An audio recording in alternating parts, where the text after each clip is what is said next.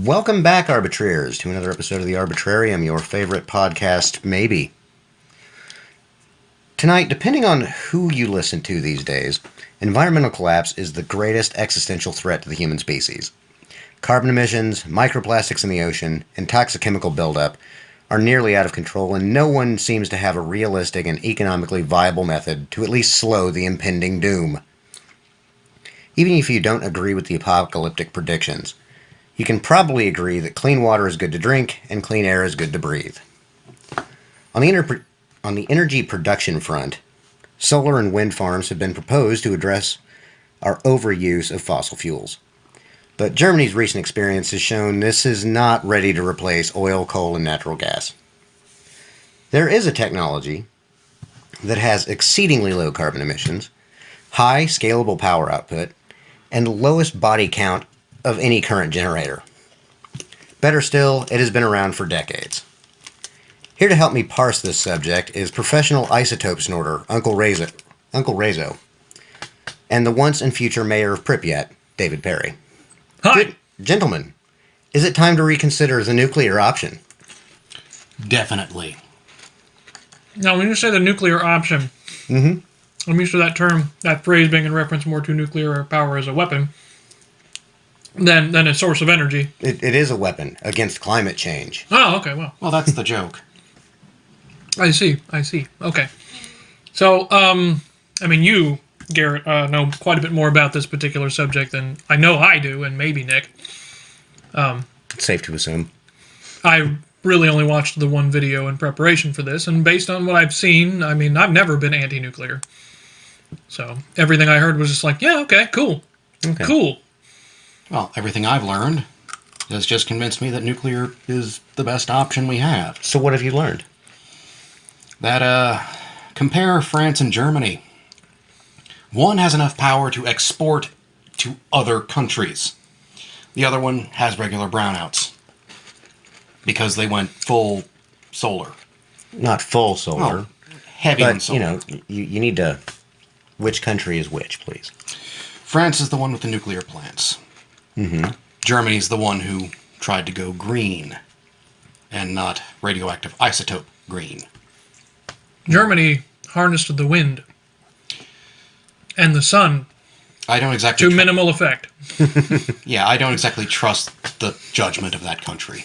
I believe it was, 2014 that Germany actually increased their solar generation capacity by 3%. But lost. But only generated 2% less power from solar. Good for France. And their pollution actually increased. Now, some people have wondered, well, how could they have expanded their solar program and generated less power? So that's kind of a head scratcher until you think about how solar power works. Why do you think that was, Nick? Clouds? Yes, the sun wasn't shining. Man's most ancient enemy, the cloud. Well, there was a reason Grandpa Simpson was always yelling at them. I thought it was just the once. We shake our fists at clouds. Until we need rain. Then we shake our fists harder.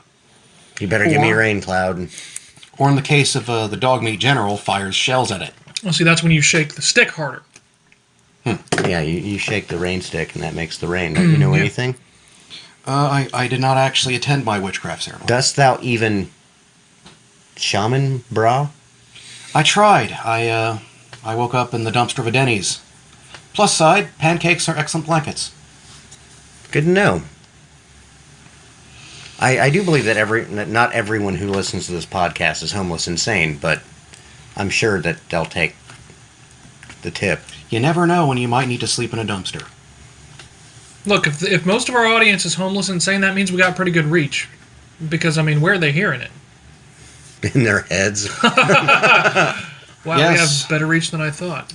It's being transmitted through their CIA implanted dentures, and that's how they're hearing it. We're actually part of a MK Ultra experiment. That explains the whole Christopher Lloyd incident. That explains having Uncle Rezo on the show. Oh, yeah. That explains why I have money. So, nuclear power has kind of a bad rep. Getting back on topic here. Yes. With understandable reasons. Not necessarily good ones, but understandable reasons. Three reasons. Chernobyl, 3 Mile Island, and Fukushima. To be fair, Chernobyl basically started the downfall of the Soviet Union. That's where it really started to go downhill, I think. Well, aside from all the holodomors and starvations and, that jolly old place called the Gulags. All the other stuff. Aside from everything else, that was the big reason. Well, it horribly damaged the Soviet people's trust in their own government. Because what happened to those people was nightmarish. I mean, the cleanup crews and the other folk that were actually up there shoveling away the debris was nightmarish. Well, by then the gulags had, I believe, been shut down. More or less. Yeah. Right, because of Khrushchev.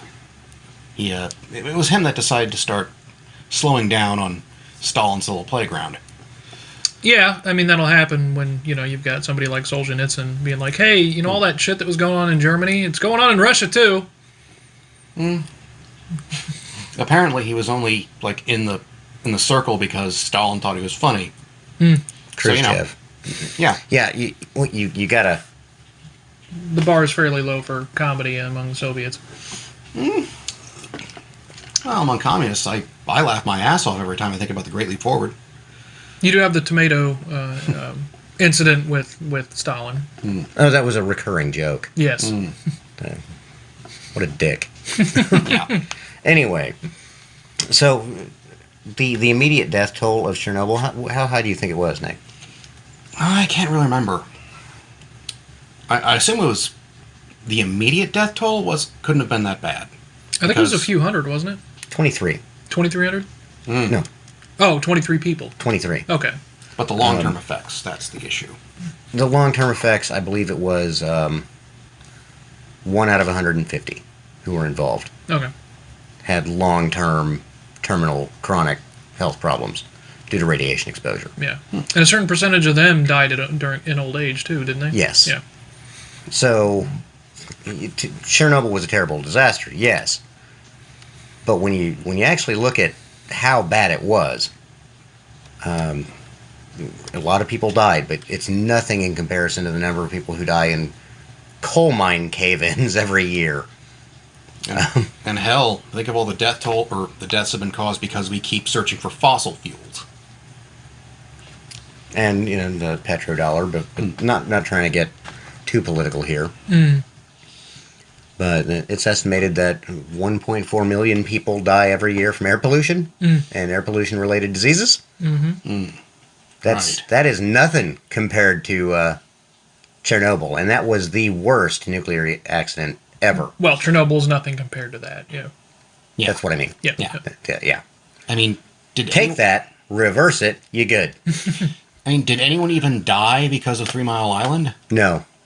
If I recall correctly, the amount of radiation that was leaked from there, it was the same ambient levels that you'd get from going up in a plane. It was about Actually, less, wasn't it? It was 1/6 of a chest X-ray. So, not that bad. But, about what you'd get going through a security scanner. So just a little bit. Like the French kids. Yeah, like the French kids. Yeah. We'll get to that. And Fukushima, that was just a case of really bad luck. Yes and no. The thing that drives me nuts about Fukushima is the reporting on it. It seems the media thought, nuclear reactor it's got problems due to a tsunami, and then they made up a story about the engineers staying and giving up their lives to make sure nothing happened. And yeah, they're fine. They just shut the reactor down. That's all they did. If I recall correctly, they also ran this story about how, seniors were volunteering to go help clean up the reactor because, well, our time is done. Let the young not suffer for this. It wasn't even that bad. And I think they just ran it because, we need to put a positive spin here. The check from the oil guys just showed up, so we really have to make this look bad.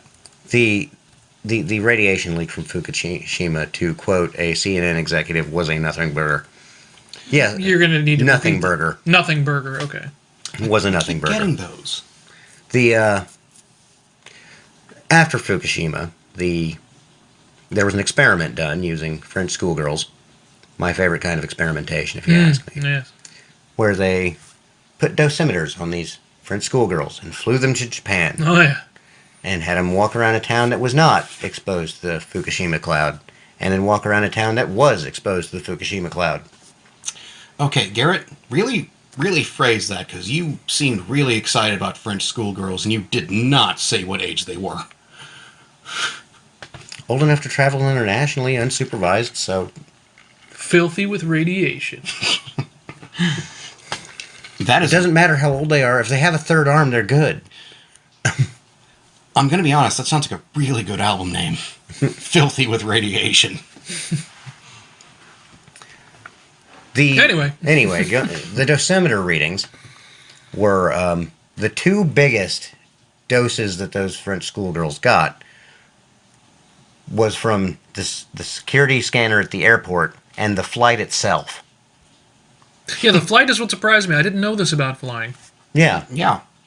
You're going up higher, so, you aren't as protected by the atmosphere. It makes sense. I just never thought about it. Mm-hmm. Yeah, an international flight is going up above 36,000 feet for any extended period of time is the equivalent of a chest x-ray of ionizing radiation. Well, the thing is, I think there's also a stigma towards radiation, to the point that, ooh, radiation, big, scary, and at such doses, it's like, why are you worried? What is with this horror you've made it out to be? Well, we'll get into that. Well, it's like a long-range flight, suddenly, you'd think we'd wind up with a shitload of hulks. Being exposed to radiation and turning into all sorts of Bruce Banners. I mean, I'd be pissed off if I came off a flight looking like Mark Ruffalo. I wouldn't. That dude gets laid all the time. I'm sure he does. Yeah, I suppose, but that's mostly because he's... I mean, I'd be pissed if I got off feeling like Mark Ruffalo, thinking like Mark Ruffalo. Being Mark Ruffalo. Yeah. There's another Kaufman film for you. Well, in fact, the ambient radiation of the town that was exposed to the Fukushima fallout cloud was around a fifth of the security scan. Well, maybe I should start hopping over the turnstile at work. So you've got three big examples of nuclear plants having issues, and one of them was an obsolete plant that was obsolete before it was built, had no real safety measures installed, was hastily assembled by the Soviet Union, and that was the worst one we had. Mm-hmm. The other two, you good. Hiccups. The biggest problem about Fukushima was the actual emergency response to that. Hey, there's a fallout cloud coming over. Evacuation. So let's pull everyone out of their homes. Into the radiation. Into the radiation. That resulted in more radiation exposure than the actual plant. Had they just stayed inside. Yeah, sheltered in you want to place. shelter in place for that kind of thing. And I do not understand how people trust governments at this point. Well, I mean, to a certain extent, you have to. I mean, I'm taking their money for the MK Ultra thing, but, sure shit don't trust them. I definitely don't, since you're taking their money from the MK Ultra thing. They're paying you. They've got to be incompetent. Oh. I'm good at my work. So, the dangers of nuclear reactors have been blown out of proportion. There's a story as to how they've been blown out of proportion. Are we going to talk about Jane Fonda? We'll get into Jane Fonda in the next segment. Okay. But other things I'd like to touch on in this episode are the actual benefits of nuclear. Cat wants out of the door. Yeah, one of our Release me. Yeah, one of our producers is well, one of our producers makes me makes me look sane, so that goes for something.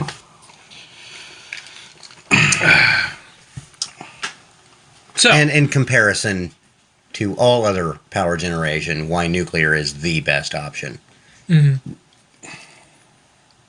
So, I think this will be a fairly short episode, I think. I was thinking it'd probably run more than likely an hour at best, which is Right. probably good. I figured it'd be short, so. We're going to take a break, and we'll come back to you after a word from our sponsors. The Arbitrarium presents Unknowable History. In Southeast Asia lives a group of scaly, villainous anteaters known as pangolins. These are not their native lands. The great, though thankfully short-lived Pangolin Empire once ruled, reaved, and raped from their homeland of Siberia to the shores of the Gulf of Aden. The capital city of the infamous Pangolin civilization cannot be pronounced by the human tongue, but the town built upon its ruins is named in dread memoriam of the horror wrought upon the world. Udachny, Russian for Harvest of Screams. The Pangolin domination came to an end in 1453, after the sacking, and subsequent sullying, of the Baghdad House of Wisdom.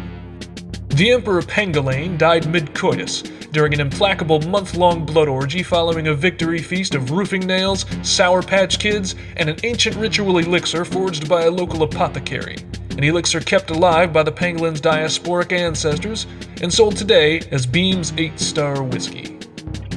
With Pangolin dead and his dread-scale legions in disarray, the kingdoms of man were able to push the Phalliditic menace out of their lands. After decades of bloody conflict in which an estimated 12 billion were killed, the Formic Compromise was signed in Manila, in the Soviet Union.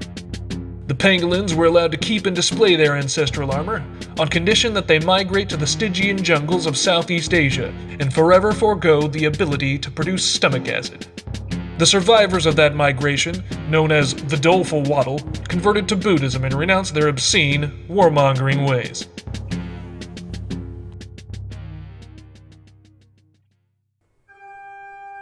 This has been Unknowable History. Welcome back. So this section I'd like to get into the story of how nuclear went from the environmentalist ideal to, my God, kill it with fire, except don't, because that would cause fallout and we don't want to die from nuclear bombs going off. Well, it's an entirely different reaction. Most people don't know that. And that was the fear that was exploited to start shutting down nuclear reactors in the United States and across the world, really. Wait, you mean people don't know this? No. I thought it was basic. No, most people don't spend their time looking up schematics of nuclear reactors and looking up the fundamental principles on how they work. People hear nuclear reactor, nuclear bomb, gotta be the same thing. Well, maybe they should start wearing the tinfoil on their heads instead of me. Show me your molar. Where's the transmitter? You got good teeth. Good. I'm fairly certain they aren't really my teeth anymore. They probably belong to the CIA. Probably. So back in the late 1960s, the Sierra Club was a rather important political unit inside California. Mm-hmm. The most important political spy in existence. Took me a second to get that one. Same here, same here. Well, they were they were the environmentalist lobby. Very, very large, very powerful, and the chairs of the Sierra Club, I can't remember names off the top of my head, were for the most part in favor of nuclear power plants, and the reason was this: if you have clean power generation, you can have more people in cities. When you get more people in cities, well, that frees up more more of the outskirts and the countryside to return to its Natural existence. natural beauty, for lack of a better term here. Mm-hmm. There was a small faction inside the Sierra Club that thought this was a terrible idea because they saw the primary threat to the environment as humans, period. Oh no, small factions. Yeah, small factions. I don't like these people already, because if there's one type of person that disgusts me, it's misogynists. No, not misogynists, misanthropes. There you go. It's just this horribly defeatist attitude. Humans are awful? We're a virus? No. And for fuck's sake, you're human. Why hate other humans? Got one of them self-hating Jews. Let's get him, Mordecai. One of them self-hating bald monkeys. Well, they saw the problem as humans. Too many humans. We need to cut down on the number of humans. And we're back to Malthusianism. Yes, we are kind of back to Malthusianism. God damn it, Tom, you snuck back in. And they saw cheap, clean electricity as an avenue for more humans. Mm-hmm. So they were very much opposed to it. But that argument didn't have a lot of sway. So the Sierra Club actually voted for building the nuclear reactor in Diablo Canyon. Great name for a canyon. With a nuclear power plant. Which is still in operation and is slated to be in operation until 2024, I believe. Okay. Well, the Sierra Club anti-nuke faction really wanted to get their way. So, how do you convince people that something's dangerous, Dave? Bad publicity. Yes, bad publicity. And Pay Jane Fonda. Yes, you end up paying Jane Fonda. What's the name of the movie they made, Dave? Okay. Well, I can remember the actors in it. It had Michael Douglas and Jack Lemmon. China Syndrome. The China Syndrome. Yes. Which was about a nuclear reactor that was poorly managed, and the company in charge of it just didn't give a fuck. They really didn't give a fuck. Cartoonishly small amounts of fuck. Yeah, it was Snidely Whiplash levels of... we just need to make electricity for the money! Yeah. I'm twirl my mustache with a mushroom cloud in the background. Well, I'm trying to imagine a cartoonishly small amount of fuck, and it's like... Smurfs. Yeah. Itty bitty mushrooms. Yeah, and they were... the plant was going to melt down, but the heroes averted the meltdown and prevented a reactor core from burning its way to China, which is not how any of that works. Like... No. Gravity will take you to the center of the Earth and no farther. You're basically, at that point, you're just adding to the core. Because, well... I mean, the core is fairly radioactive. Yeah. That's why we still have plate tectonics. I mean, isn't that also why we kind of have a magnetosphere? I think people just have this kind of idea in their heads that, like when there's a nuclear meltdown, there's, like, this core, like this sphere of just nuclear whatever. Like this glowing green orb, and when there's a nuclear meltdown, it just keeps melting everything until it gets to the center of the Earth. It's Okay, like, no, man. Are they working with a nuclear reactor or the fucking Lochnar? In this reactor facility, we obey the laws of thermodynamics. So the China Syndrome was released, and it spooked some people out, and it was still in the news when 12 days later, 3 Mile Island happened. Mm-hmm. When an unknown amount of radiation was released from the 3 Mile Island reactor. Which wasn't even that of a chest x-ray. People didn't know that, and they honestly didn't care. They heard radiation, oh no. And to really add fuel to the reactor fire here, the New York Times only sent reporters to cover 3 Mile Island who had watched the China Syndrome. And this played right into the anti-humanist environmentalists' hand. This is exactly what they were hoping would happen. Over the next few years, they had the Sierra Club completely changed over to, no, we need to cancel new nuclear reactors from being built. Diablo Canyon was almost canceled But it was like, well, it's already under construction. We're not canceling that one. So that's how fear got in there. Another one of the big publicity campaigns was, the nuclear reactors can create these death clouds that will poison milk, and it'll irradiate the milk in the cows, and then you give the milk to your babies, and then your baby's getting cancer and dying, women. Ah, that good old 1950s advertisement. It was 1960s, 70s. Well, yeah. Well, yeah, because China syndrome came out in the 70s. Yes. Yeah. You know, I kind of... The irradiated milk thing came out before the China syndrome. Yeah. You'd think people would stop falling jumping for this... the gun, goddammit. Sorry. You'd think these people, they'd stop falling for this reefer madness bullshit, because that's what it feels like. Well, Yeah. the reefer madness bullshit keeps happening because it works. Oh, it's also an entertaining movie. I did enjoy the film. But only for people who actually understand how marijuana actually works. I also enjoyed the China syndrome, but, it's kind of nice to see Michael Douglas and Jack Lemmon in a movie. I mean, that's it. That's really it, though. For fuck's sake, what pothead actually sits there and says, play faster, play faster? No. No. Jerry Garcia. You just got schooled.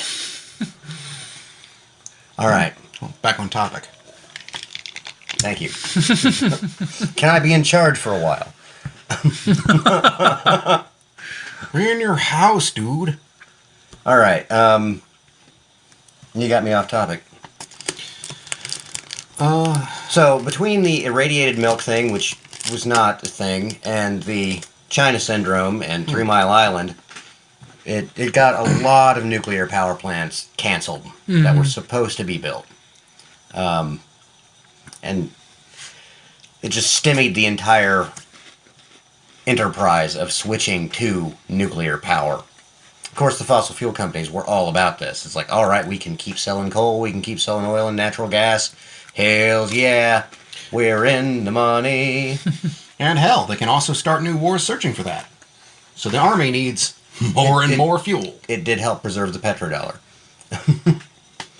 At first, I was thinking it was weird how many Simpsons references we made in this episode, and then it just occurred to me we're talking about nuclear power. You just made the connection? I don't know why. What the fuck, dude? You're the Simpsons guy. I know, but I'm also dumb. Sometimes. Allegedly. This is a college professor. Yeah. So yeah. This is what you're paying a few An thousand. animation professor. I teach cartoons. Is that better or worse? And you just made fun of yourself better than I ever could. Yeah. And one of the big things that this really shut down is a kind of reactor called a plutonium breeder reactor. This is what France uses, where it takes spent nuclear fuel, recycles it through the reactor to make more nuclear fuel. It's reburn. It is reburn. It is reburn plutonium. The French have been using nuclear breeder reactors for decades, and they work. They work fairly well. United States, it is outlawed to reprocess nuclear material. I thought we were all about recycling. Well, to be fair, I think Obama actually canceled one of the another one of those examples of disposing of, safely disposing of spent nuclear fuel. You're talking about Yucca Mountain? Yep. Yeah, you know why? Why? Yucca Mountain was closed down for a good reason. So this wasn't bullshit. No, this wasn't bullshit. They found after they started hollowing out the mountain to store nuclear fuel in it, it's on a fault line. Oh, yeah. That's a good reason. Okay, yeah, that's a pretty good reason. Oh, come on. I want nuclear volcano, man. No, you don't. If that was the No, last, you don't, man. If that was the last thing I saw before I died, it'd be worth it. You think that till your hair starts falling out and your teeth are running away of their own accord. Oh, I don't plan on being around long enough for that. Well, the hair falling out is already happening, so... Hey! Sorry. Also, nuclear volcano is a great name for a hot sauce. I don't know. If I saw nuclear volcano on a hot sauce label, I'd be thinking that's kind of some cheap bullshit. Yeah, I think they're trying too hard. Yeah, it's also a great name for a cocktail if you can figure out what it's made of. Speaking of Diablo Canyon, as we mentioned earlier, the tide pools around Diablo Canyon. Diablo Canyon is on the coast. Mm. The tide pools around Diablo Canyon are pristine. They are some of the cleanest tide pools on the West Coast. Well, some of my contacts with MK Ultra, they do say that it is remarkably free of used needles. That's good. That's good, right? Yeah, it's remarkably free of used needles and school kids running around trying to touch all the coral and pick up the animals and throwing their trash in there. The big thing that you can learn from the tide pools around Diablo Canyon is a nuclear reactor is better for the environment than humans. It's kind of like it is kind of like environmental Drano. Yeah.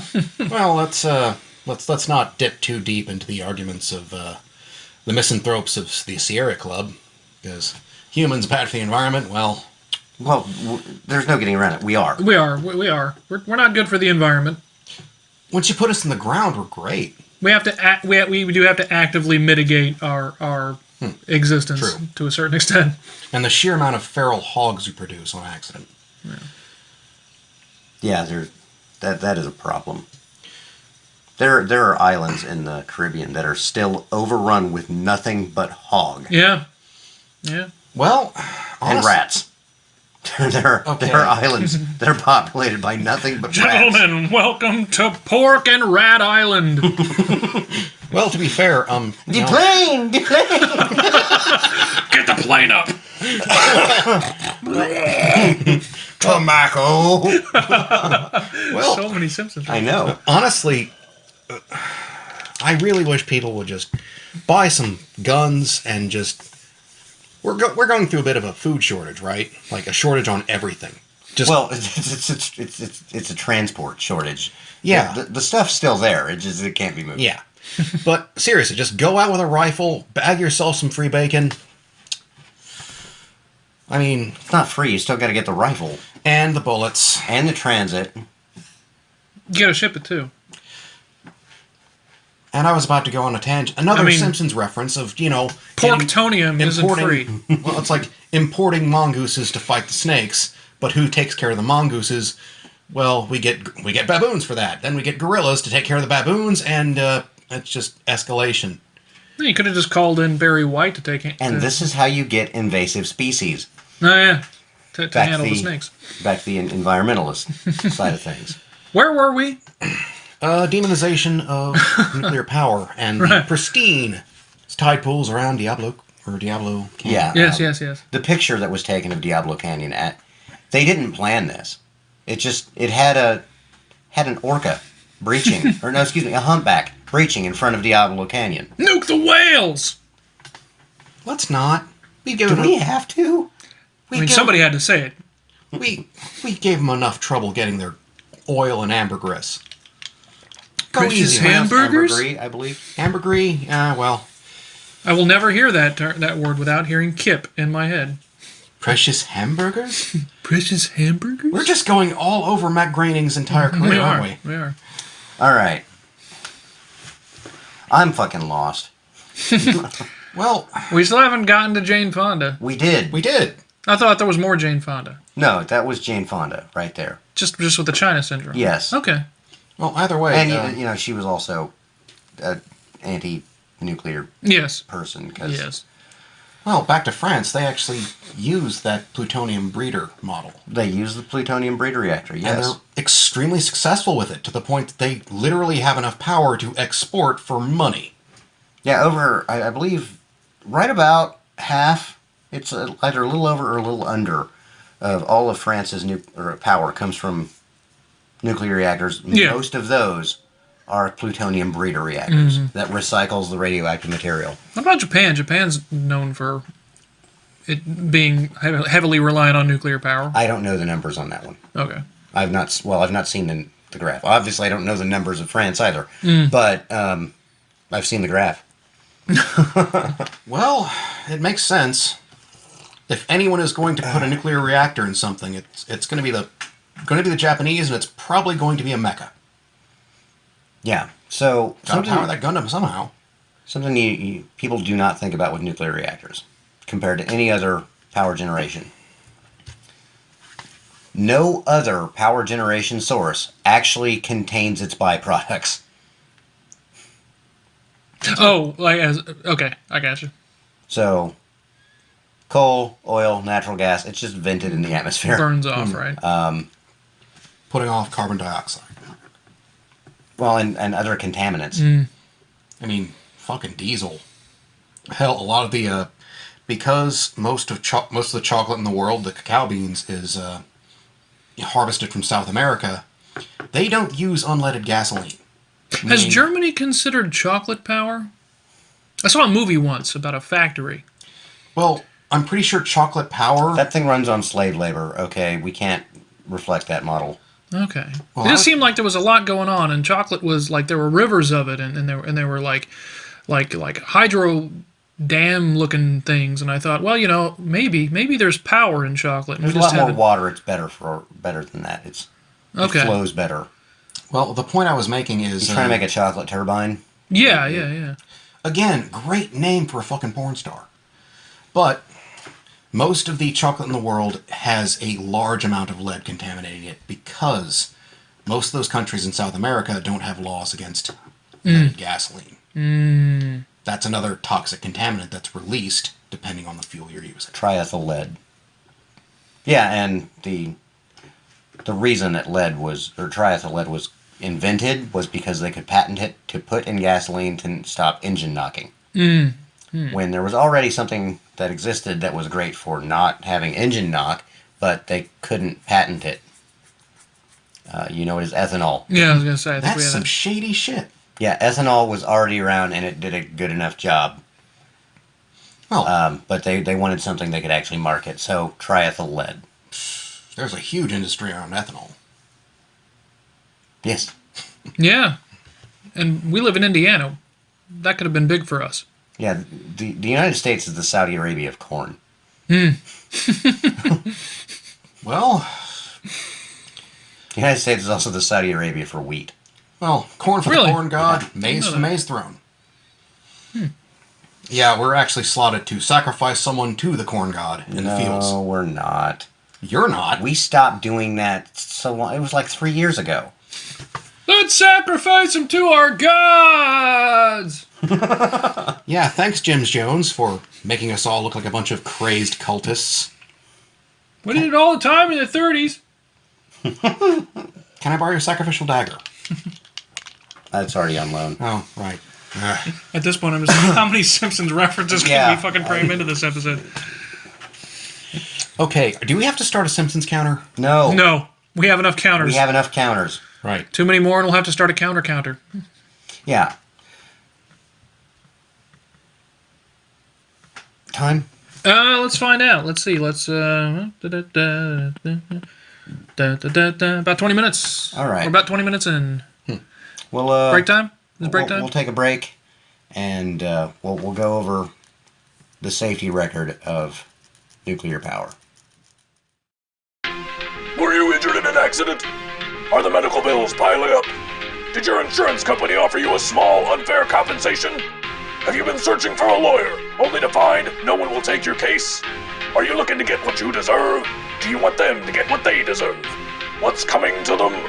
I'm Free Company Agent Captain Ernest Hunter, and I'm here to get the results you need. I don't get paid unless they pay, and I guarantee untraceable satisfaction. Call 1-800-668-6372. That's 1-800-NOT-MERC, and get even.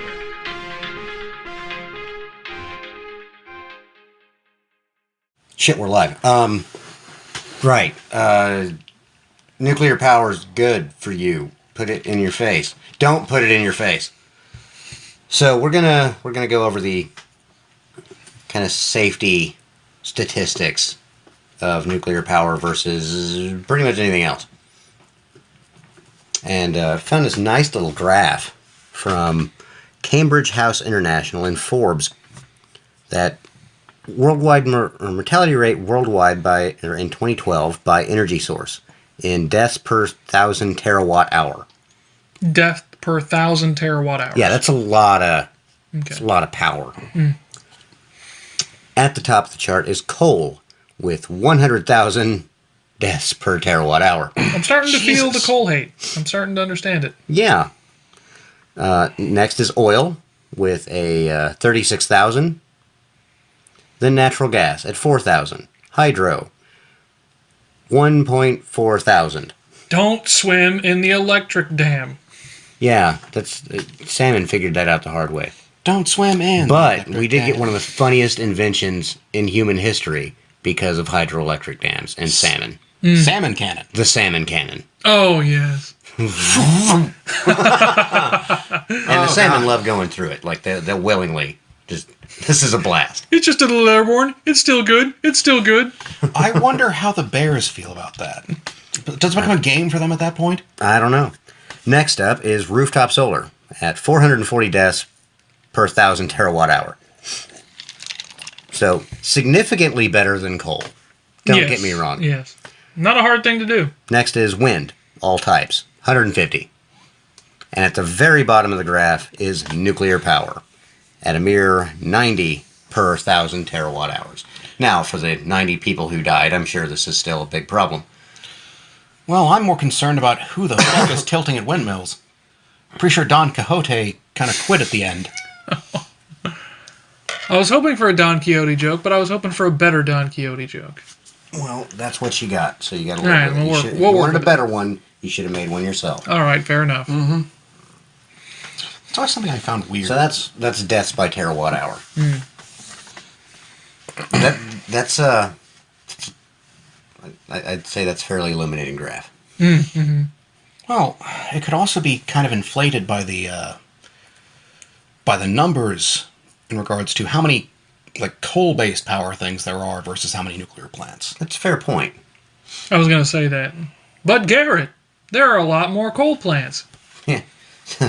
There's also just a lot more coal mining deaths versus uranium mining deaths, which you'd think is the opposite. You would think so. If radiation is so dangerous. Well, at this point, coal's probably killed more people than, just because it's been used for so long. Well, okay, so here's where my knowledge starts to get a little weak. Uranium is a naturally occurring radioactive substance, right? Yes. Plutonium is not. No. That's what I thought. Okay. Wanted to make sure I had that straight. So it's literally a created element. Plutonium, yeah. Well, How many created elements do we have now? Quite a few. So Einsteinium is the one I always remember. You got Einsteinium, promethium, americium. Americium? Americium. I'm unfamiliar with this one. It's a radioactive element.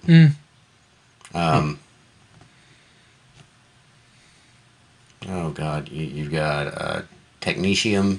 That's one. That's actually used in nuclear medicine. Tom Lehrer must be spinning in his grave. Neptunium. Oh God, gee, there's a lot. There's more than I care to list. yeah. And I can't remember them all, which is the biggest reason why I'm not showing off We making mad elements here. all the elements. I just assume that is an element named after Mad Magazine. So, air pollution is also a problem, not just in production, which that's what that graph was tracking, was deaths in production of the energy. Yeah. Yeah, I believe I mentioned leaded gasoline and its effects on our chocolate supply. I'm not so much. This conversation isn't so much concerned about like gasoline. That is an automotive fuel. Yeah. This is Energy Just generation. energy electrical generation. Yeah. That alone. Well, Which I believe accounts for 32% of the worldwide CO2 emissions. yeah. 28% is transportation, 20% is industry. That's actually weird. You'd think it almost backwards. I think most people would think that industry was the biggest pollution contributor to pollution. Well, I mean, the transportation automotive industry or transportation. and when I'm talking industry is like specifically manufacturing. Yeah. A lot of that is electrical equipment that's used in that. Yeah. So We can also go back to our favorite misanthropes, the Sierra Club. That's what they picture. it wasn't the entire Sierra Club. I know it was a faction within. It was a small faction. Remember, that was our problem. Small factions, they're always a problem, those damn small factions. We should get rid of those small factions. It's like a final solution. It's just, nuance, Nick. Yeah. It's important. Well, I'm paraphrasing here. I'm just...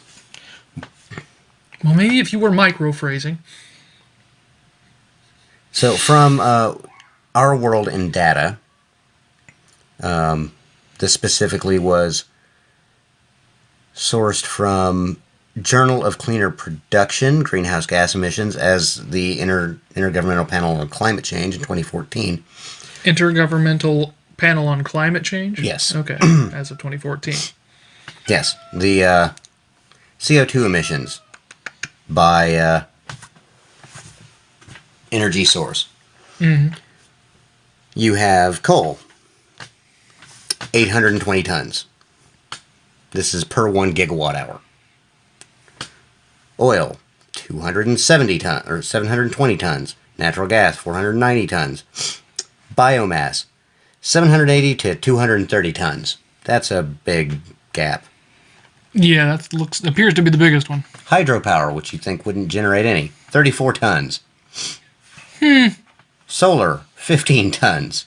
Wind, 4 tons. Nuclear energy, 3 tons. So, 1% of the power generated worldwide is from solar, and that 1% generates 5 tons of CO2. 4% of global energy is from nuclear power plants, and that 4% generates 3 tons.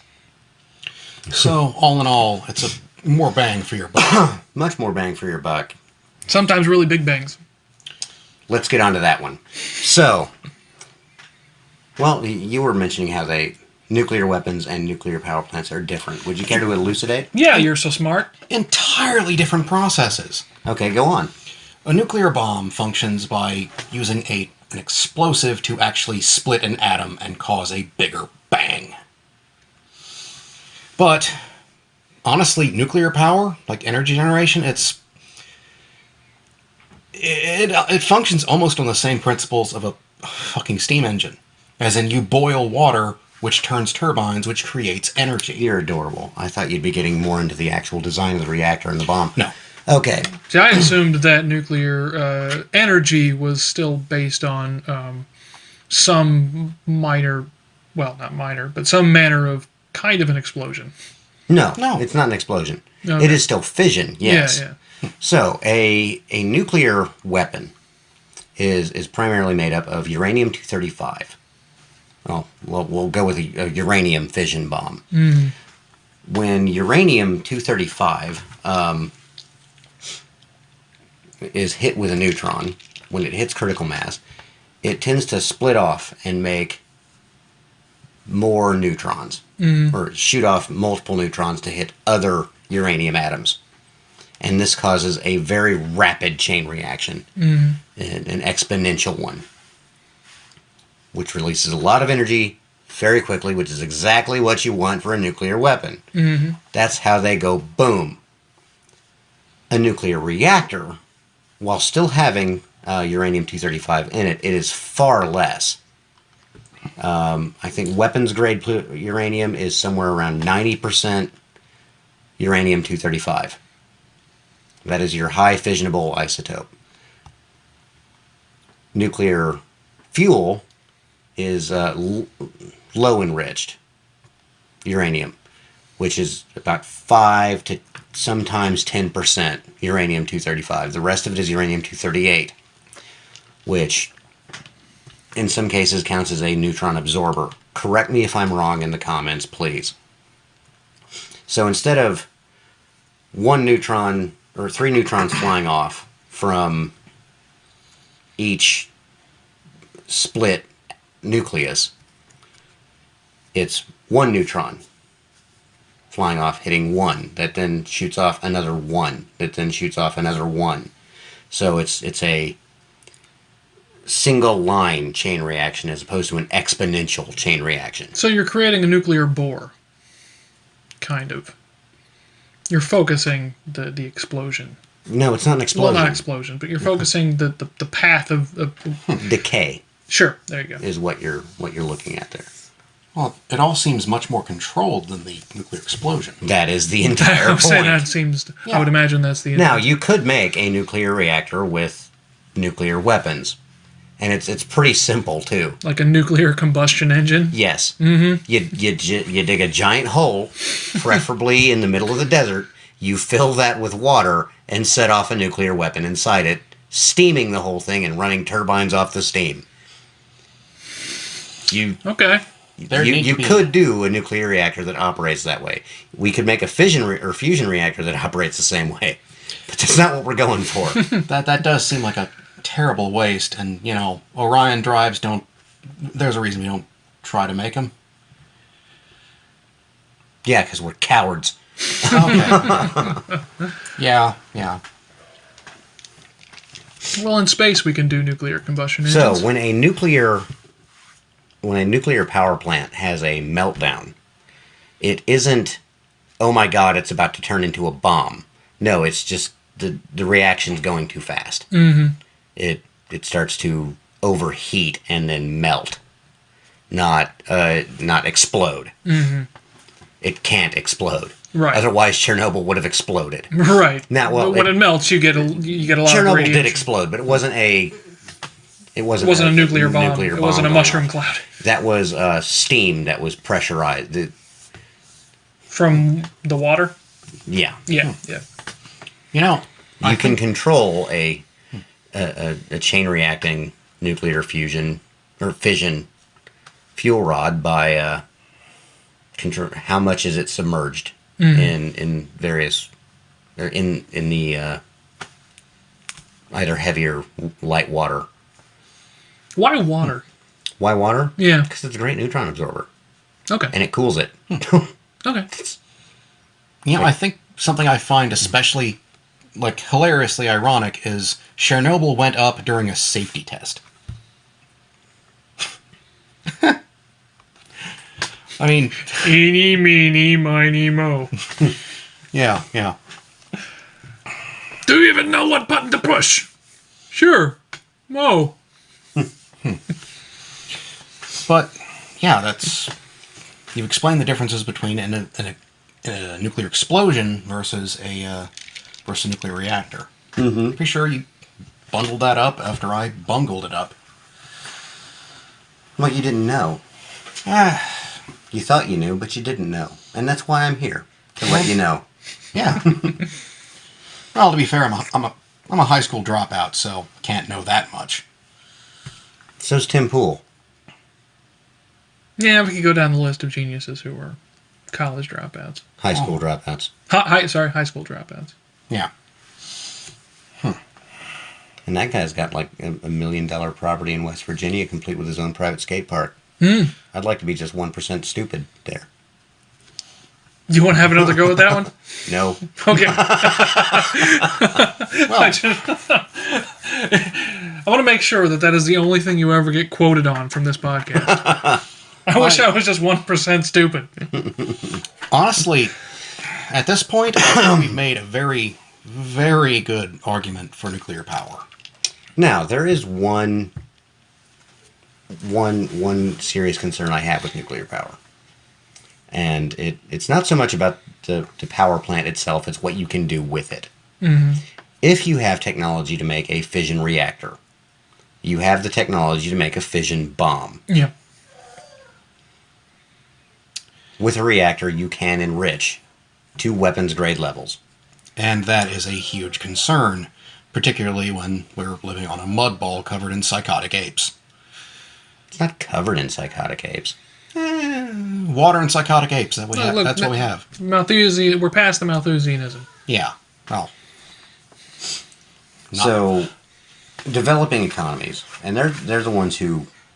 They're the biggest polluters in the world.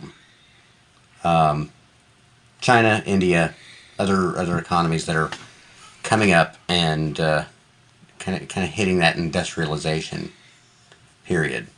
They're the ones that are in most need of energy and most need of clean energy. the West doesn't pollute nearly as much as anyone else. Because we don't want to pollute, and we kind of care about not polluting. Yeah, it's kind of why I really hate Greta Thunberg, because she's berating the wrong people. Yeah, she's also a kid, though. Yeah, you can't. It's like, She looks like a kid. she is a kid. Yeah. Okay, yeah, I literally called the last time I called somebody, a baby or a child, they were 23 years old. So... Thunberg's legitimately, I think, like, maybe 15 now? No. Is she even that old?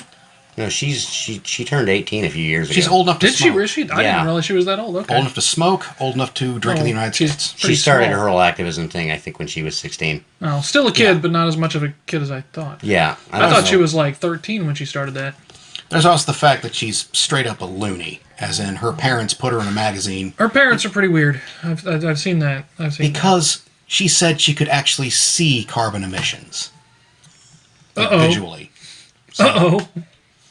Yeah. I actually almost got kicked off of Facebook because I went a little bit too hard. She is now 18. Okay. Oh, neat. So, Old enough to criticize. Yep. well, I mean, you can criticize anybody. No, but you know what I mean. So, put on those weasel stomping boots. It's like, okay, kid, now you're old enough that if you're starting to say some bullshit, we can be like, that's some bullshit. Yep. We can now officially slap the taste out of her mouth. God damn it. Going a little hard in the paint, but okay. I'm sorry. I don't think you are. No, I'm not. I'm only sorry for the things I don't intend to do. I figured you had just laid him down when he started shrieking like a banshee. He's just going to have to... Yes, well, our other producer is also having problems. He's our other producer? Was that a thing? Oh, sorry, I let slip the whole CIA MK Ultra thing. Forget it. Right. Memory stick. I hope this doesn't ruin the recording. Oh, well. As far as your kid crying, I don't think you'd even be able to hear it. Okay. Which means we need better microphones. Well, So, All right. I'm not even worried about those governments of those developing nations getting a hold of nuclear weapons. The Cold War has pretty well shown that governments can be fairly responsible with nuclear weapons. It's the people they might sell these things to for money. Or get stolen from because they don't have good enough security. Yeah. I'm worried about non-state actors. And that's what I'm worried about with nuclear proliferation. like Hamas or one of the countless communist terrorist organizations. Ham ass. That's not how it's spelled. And there's also the fact that it comes from the leg instead of a... Well, no, ham... Typically ham is made from the leg of a pig or animal, but ham is more of a process than an actual part. But you make a good point. The people to worry about aren't the ones who actually have shit to lose. Governments, if a nuclear bomb goes off, oh shit, there goes a whole bunch of what we're responsible for. It's the little independent bastards wringing their hands. Or the ones who now want to be the ones in charge. For whatever ideological reason they have. And you don't have to make a nuclear weapon to do some damage with nuclear material. Yeah. Hell, There's also dirty bombs, and nuclear proliferation of fission plants makes that even more likely. While we were going over how safe nuclear, power plants are, there was an incident involving something that was called the Demon Core, simply because it was a very, very radioactive isotope that every time you opened its, sealing chamber, someone died because of radiation poisoning. Okay, isotope of what? I don't recall. So do you know what an isotope is? I don't really. Okay. An isotope is a variation in the number of neutrons in a in a nucleus. Well, in an atomic nucleus. Okay. So, damn near everything has an isotope. We'll go through the hydrogen and its isotopes. You've got hydrogen, proton, and one electron flying all over the place. They don't really orbit. No neutrons. That's No why, neutrons. That's why it starts the... Unless you throw a neutron in. Then it becomes unstable. No, then it becomes deuterium. Oh. Yeah. Do neutrons have anything to do with stability? Electrons? No, neutrons. I know electrons do. Yes. If it's thought so. unstable, Right. Well, I didn't know if neutrons had that much to do with stability in particular. Like add more neutrons or take away neutrons if it becomes more or less stable. I thought that had more to do with how many electrons I mean, that it has. let's not go into the... I'm usually the guy leading us into the weeds. This is okay, weeds, because this has to do with what we're talking about. yeah, this is going over isotopes. So, tritium is the...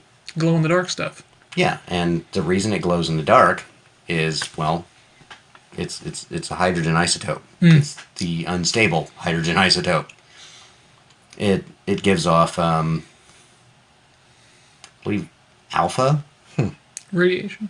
radiation, which is pretty much harmless. Yeah, gamma's the bad stuff, right? Gamma's the bad stuff. Yeah. Gamma is very, very high energy photons being released. Radioactive light. Well, the light itself is the radiation. Oh, okay.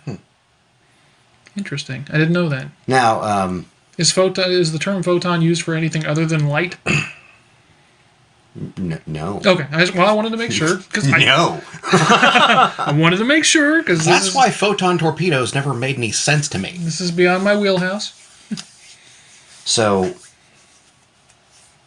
if it glows, it's radioactive. Okay. And it's going to be some elements are more radioactive than others.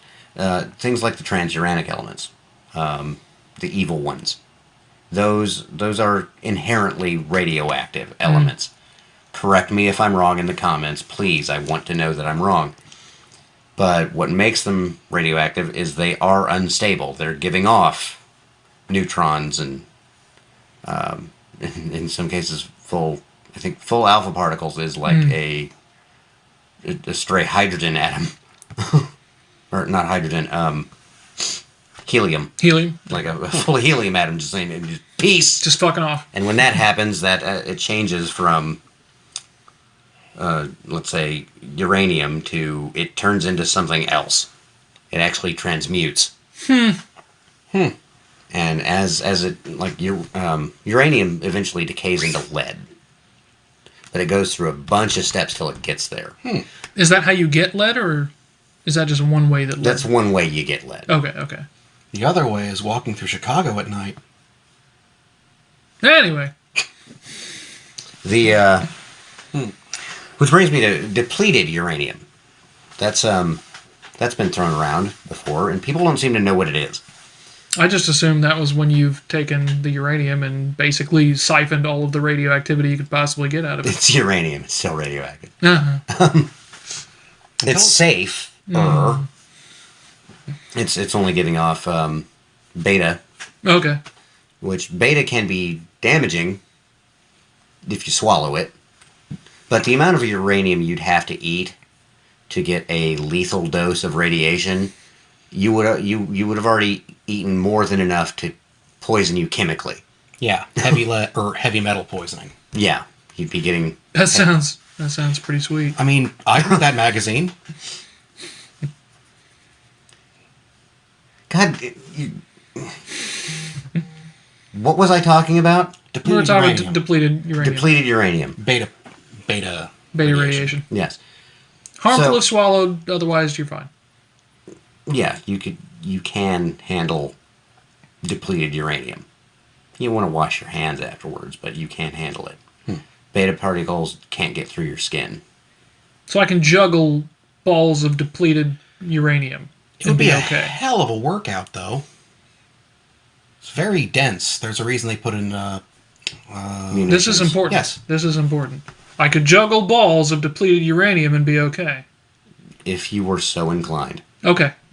Just wash your hands. That's all I need to know. You want to wash your hands afterward. That's fine. Wear a dosimeter as well. Okay. Okay. Like those French schoolgirls.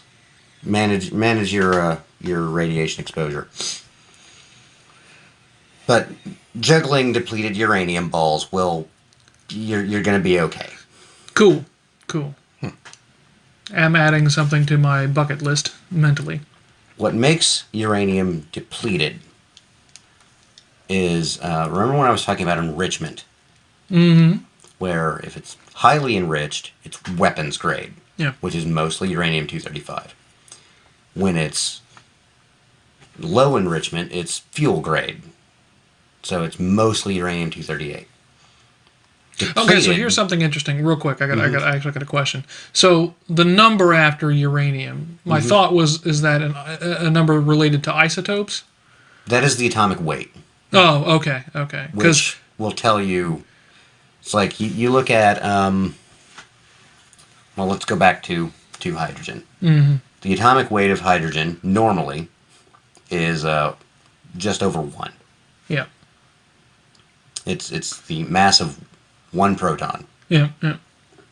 If you say it's hydrogen 2, that's deuterium. So if you know what the normal, But that's if you add 1 neutron to hydrogen. right, for the purposes of isotopes, protons and neutrons weigh the same. What changes the actual element is the number of protons in the nucleus. The neutrons affect, for lack of a better term, stability and its mass.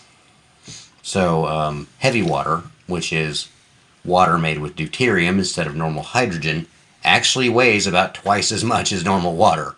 So water is H2O, but Well, in that situation, H would be it weighs has significantly more. I don't know about twice. But it has more neutrons. Yes, it has more neutrons. Okay, and the hydrogen part of that. Okay. Yep. So depleted uranium is uranium that is almost entirely uranium-238, the inert uranium. Okay. Yeah. Cool. So people who aren't in the know don't have any concept of why this is important. People who know just enough to be dangerous think, well, it's depleted, it just turns to lead. No, it's still uranium. Mm-hmm. Just figured I'd clear the air there. So when it goes from depleted uranium to lead, what's the... Okay, I do not remember off the top of my head the entire chain, because it goes from uranium to another element, to another element, to another element, to another element, to lead. Are these like those weird radioactive bullshit? No. Okay, so no, these not are all of them. Okay. I mean, they're still radioactive. Not that they're bullshit. But Yeah, one's actually a gas. So it actually like well, that doesn't mean it sublimates, but yeah. So it goes through this series of becoming other elements before it just sort Settles of on dies lead. and becomes lead. Yeah, where it's lowest energy state. Yeah. And that's because it's giving off alpha particles. Mm-hmm. That's what makes that's what makes it decay. It loses protons. She nukes me. She nukes me not. When it gives off an alpha particle, it's changed. Mm. Because it is the number of protons that tells you what the element is. So, does that explain isotopes? Yes, it does. Okay.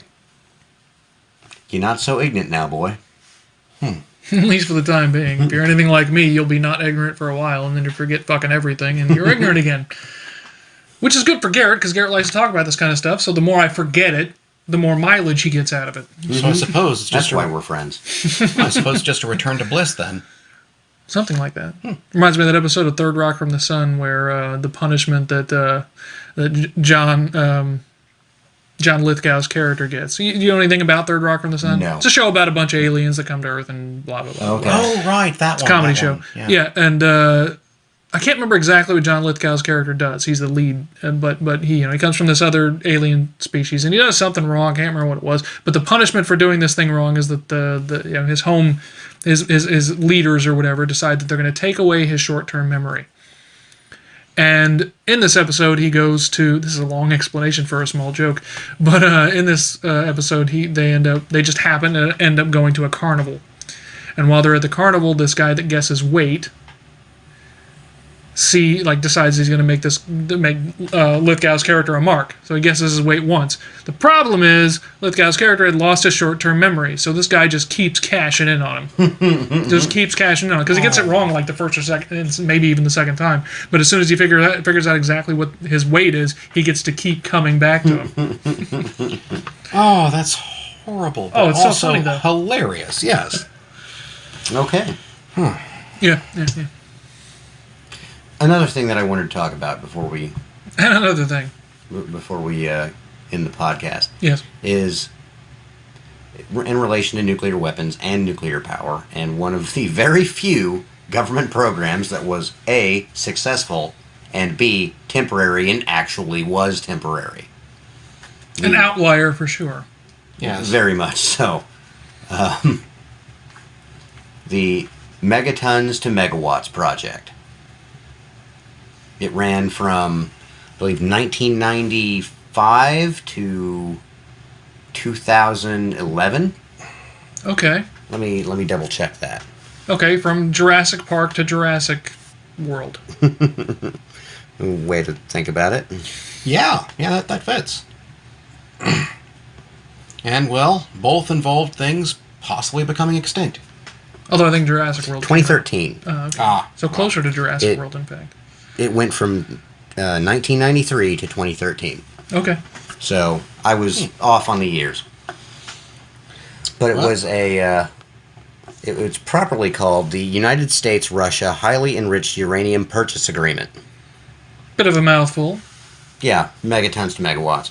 Where the Russian Federation would sell their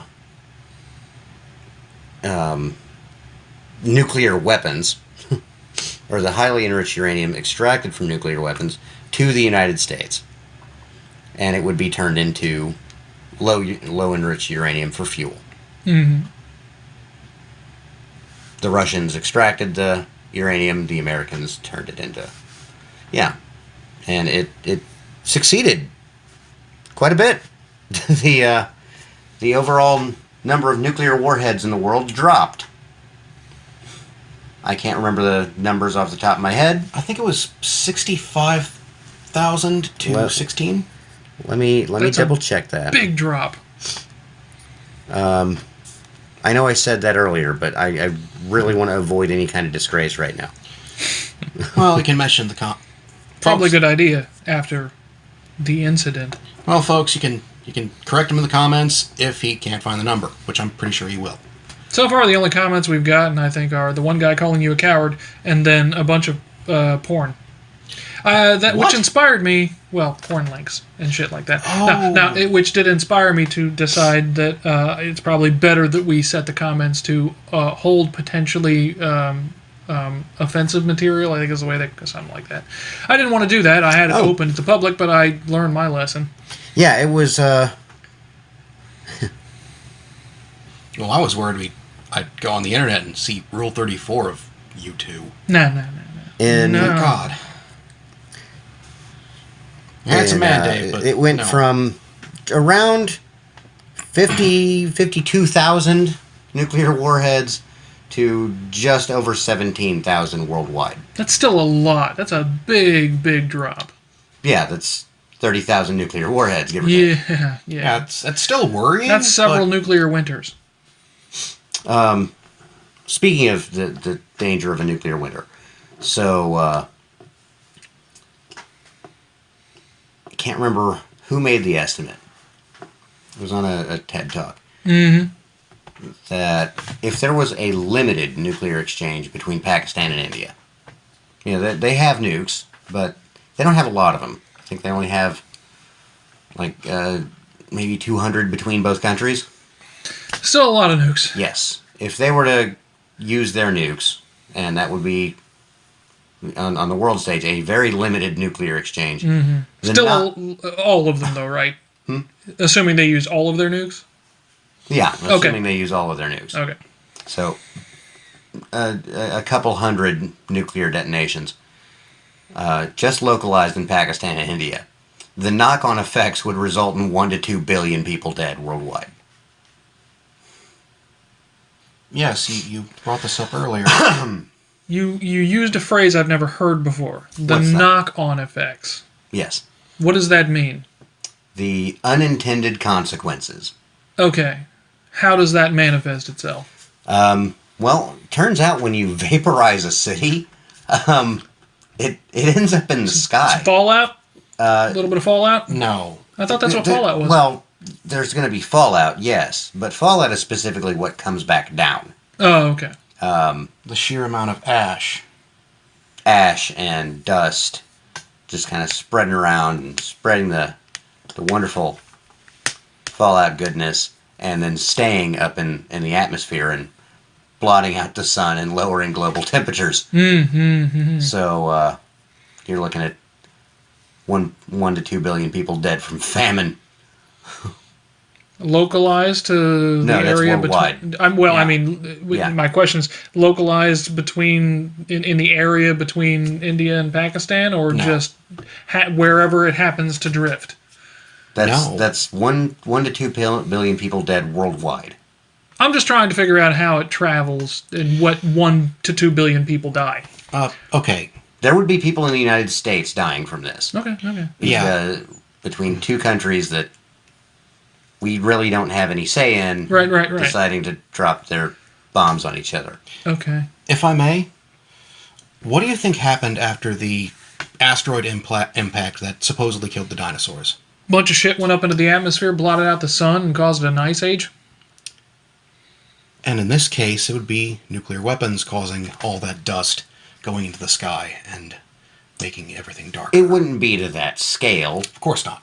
but if you were to deploy the entire world's nuclear weapons on the world, Where else would we put them? The world. you're going to have a similar effect there.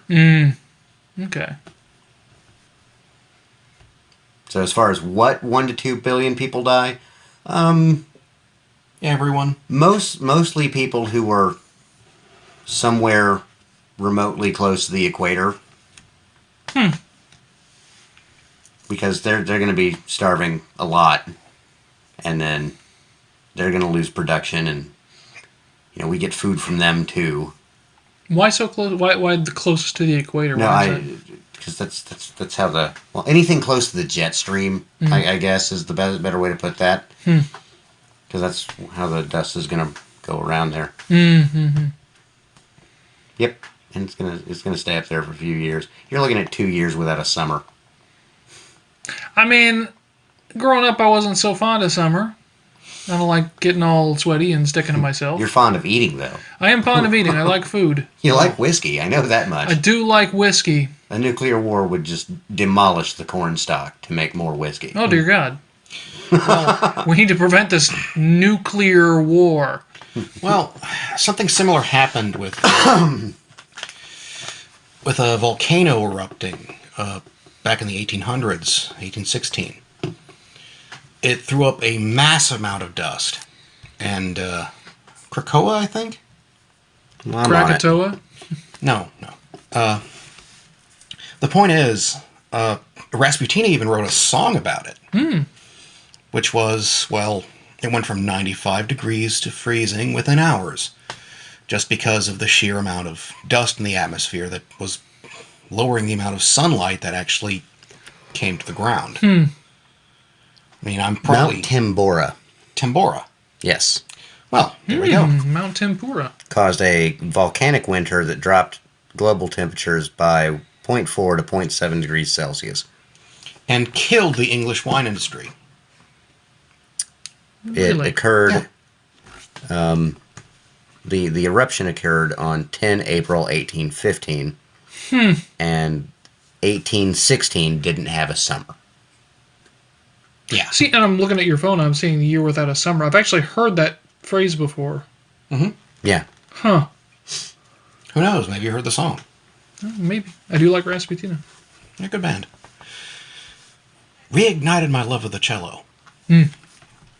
But it's a similar effect, right? Yeah, Possibly even very, worse. Very, very much. Yeah, this was less radioactive, Well, yeah. but it was a lot. And Speaking of isotopes, along that Simpsons theme, by the way, for those who aren't aware, that is also the name of the football team, the Springfield football team. The Springfield Isotopes. Yep. yeah, and there was Yep. an entire episode where Homer went on a hunger strike because they were moving to, where was it, Tucson? Phoenix? Somewhere? Must be a more modern episode. I stopped. Oh, no, watching it's an after- old one. Well, it had to have happened after season 10 or 11. No, I think it was before that. Couldn't have been. I'd remember it. I mostly remember the fact that they had a hot dog, specifically grilled onions, chopped jalapenos, or something like that. And I think mustard. Are you fact checking this episode? Yeah. Well, Binging with Babish did an episode on it. Guarantee it was probably after season 11. I'm gonna guess it's probably in season 13 or 14 at least. Well, I haven't watched. I haven't watched Simpsons in years. Occasionally, I'll try to watch a more modern episode. I will say that the most modern episodes are slightly, and I mean slightly, better than season 12 through like 20 or so, 20 or 25. Homer once learned there were plans to move the team to Albuquerque and stage a hunger strike to prevent it. What season? I don't know. It doesn't have the episode listed. Does it have the name of the episode? No. Weird. Weird. Oh, if you're on Simpsons Wiki, it's somewhere in there. Yeah, it's like scroll to the top. It should usually that kind of information's near. That is the top. Yep. Huh. I don't know. Mention this in the comments. Please correct us. Yeah, we don't want to spend too much time on this, but So, okay. yeah, so, let's try and reduce the number of nuclear weapons. I mean, I'm not totally against nuclear weapons. I'm not.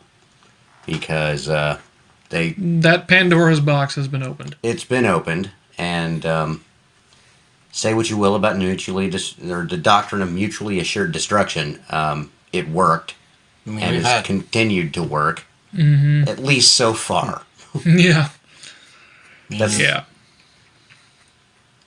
I think thanks to nuclear weapons, the Soviet Union and the United States did not go to open war. Mm-hmm. and thanks to that, we've actually, in a couple decades, we'll have an entire century of rough peace. Yeah, if we And can, also, given the topic of this particular podcast, because of nuclear technology, we've discovered a pretty damn clean and pretty damn safe source of energy. yeah. If we actually So- clamp down on the terror. Let's see if we can get another megatons to megawatts program. Maybe, do you really need more than 1,000 nukes? I mean, hell, what was it? CCP de Donda Est? Donda Est. Delinda Est. Where did you learn Latin? I didn't. Then stop trying to use it. Okay, but if there could be something like that between the United States and the CCP, I think that would actually be, a good place to go. Yeah. Well, I think we did a pretty good job. I think we got to the end. I sure shit Anybody don't got wanna anything else? die of starvation due to a nuclear winter. No. Well, Just don't eat the beta radiation and you're good. I'd like to hear what everyone else has to say. Please hash it out in the comments. Make the comments section out of control. Get the comment section so bad we get kicked off YouTube. Yeah, we're actually looking for some excitement in our comment section. So far, we've only gotten one accusation of cowardice on Garrett's character, but other than that, it's pretty dead. I mean, we want some excitement around here, folks. And whoever said that, if you're listening to this, I will challenge you to pistols at dawn. He lives in Texas, dude. Then he's definitely down for it. Well, there you go. All right, host. How can I play him out? Bye.